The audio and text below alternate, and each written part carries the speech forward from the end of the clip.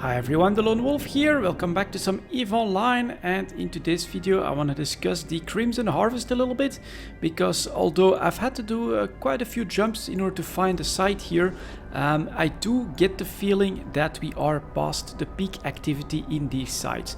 And so I would say if you want in on some of these skins or maybe some of the apparel that drops from these Blood Raider gauntlets, now is actually the time to devote a little bit of time to try and get them.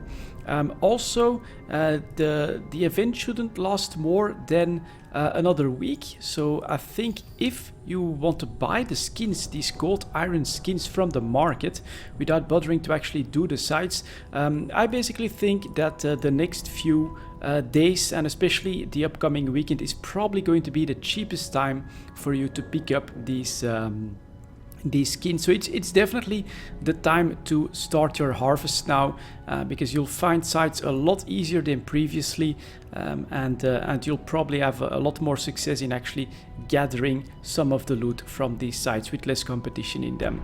So here we go. I'm using the trusted Gila for these sites. I think it's one of the best ships for high-sec exploration for these combat sites. It's just really powerful, but I did switch things around a little bit. You can see that I changed the fit.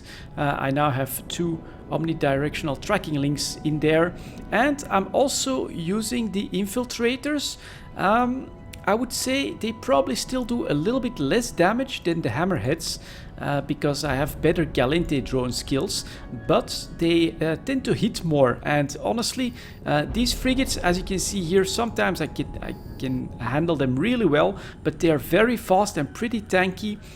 They can be pretty tricky. They're the real challenge, I think, in these sites, is to find an efficient way of getting rid of these frigates. And infiltrators, in my opinion, work a little bit better than the hammerheads, even if you don't have the same level of skills for them.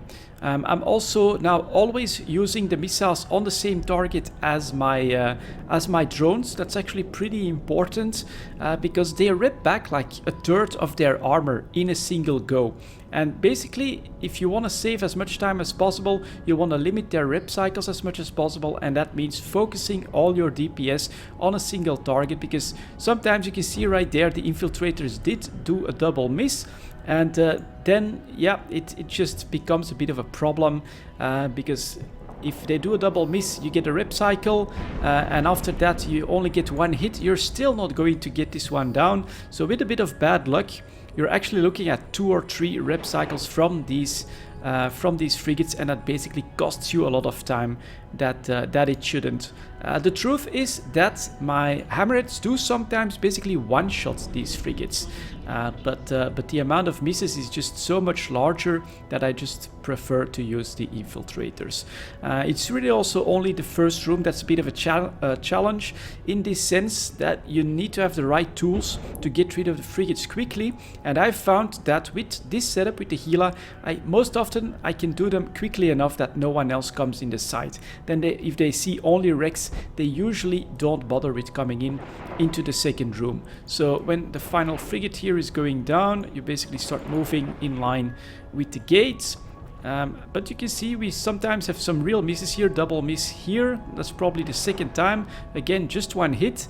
If I didn't use missiles at this point, right, we would probably double miss here. We would have had 1 or 2 rep cycles, and we would still be... Oh, god damn it.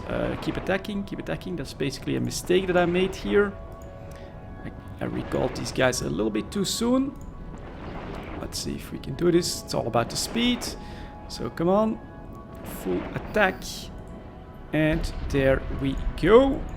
Call them back, get into the second room, and like this, it's definitely a lot faster than without the omnidirectional tracking links, because those little frigates are just too fast for unbonus drones.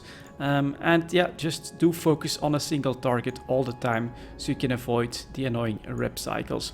In the second room, it doesn't matter that much anymore, right? If you haven't seen any company in the first room, you can basically feel out these, even to only use the drones. I still stick with the infiltrators here. Basically, you sometimes still see misses with the hammerheads, which is pretty annoying. And if I want to speed things up as much as possible, I basically keep going with the added missiles. Usually it's 1 or 2, and then the Blood Raider gets blown up. There you go. That's 1 cruiser down, and then we can just do the next one. The disadvantage is that you will usually be in the reload when the battle cruiser comes on the field, and especially if you have company, you want to be able to hit that battle cruiser with as much DPS as possible right off the bat.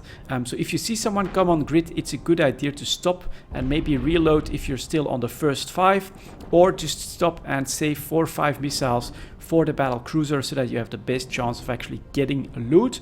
And a final piece of information that may make you decide not to go for using your missiles right off the bat is of course a possible spawn of the battleship, but honestly it's so rare, and it's really not a problem for the Gila to handle that battleship for a reload cycle, that I think it's okay for you to basically ignore that, and only keep in mind if someone else comes in, you want some missiles ready in order to be able to grab the battle cruiser as quickly as possible.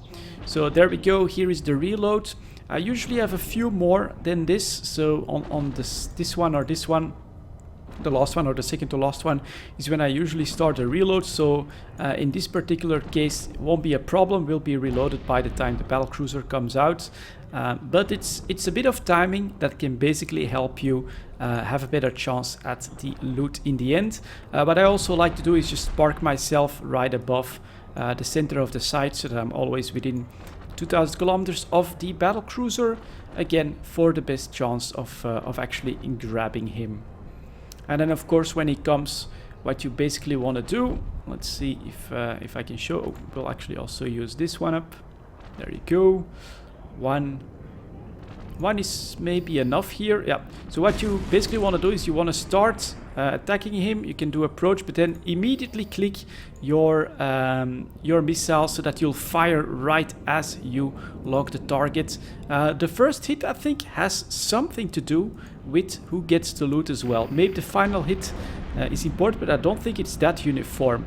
There we go, Armageddon. I think it's a double, and holy crap, we actually get a battleship. So here we go. Let's approach that battleship, speed it up a little bit. Send my infiltrator drones. The last time I did with the hammerheads. Let's see if we can handle this with the infiltrators as well. 15 missiles should be good. The new thing comes in, but it's a decently passive setup. I am less tanked than on the previous battleship, I think. So we'll see how this works out. We'll just do an orbit at 2,500 meters. Should be okay. Decrease my speed just in case. I think we'll be alright. Look at that. He's already braking. We still have 8 missiles left, and he's half armor. Let's just not bounce off him too much. He's in structure now. Yeah, we can definitely start approaching him. And keep going. Blab, with still 4 missile volleys left in the launch bay. So yeah, there you go. Gila, absolutely perfect in my opinion for the Crimson Harvest sites. And pretty efficient, as you can see, even with the battleship. This is done pretty quickly. An advanced one is nice, so I can get the extra boost for tomorrow and the day after that. I'll quickly take a look. I usually just activate what I find. Nope, I already have that. And then Heretic, activate skin license. I don't have the Heretic skin yet, but with that, it is done. And yeah, there it goes. Oh, I'll also show you guys the feed, of course. Some of you may be pretty curious about that. So let's quickly show you the exact fitting of the Gila here. 1 warhead qualification catalyst for a bit more missile damage. 2 medium core defense field extenders. Then we've got rapid light missile launcher 2s with Caldari Navy Inferno, because the bonus is to thermal. Then we also have probe launcher, because I'm using this one for actual exploration as well. We've got a large shield extender. We've got an EM ward amplifiers, so for some resistance, 1 adaptive, but then we have 2 omnidirectional tracking link. This may not be the right setup. I have 1 tracking speed script and 1 optimal range script. I've basically found that 2 tracking speeds is negligible. The difference is negligible. So I just went with also boosting the optimal range, assuming a little bit that having both of them is less efficient, pure numbers wise, than running the different scripts.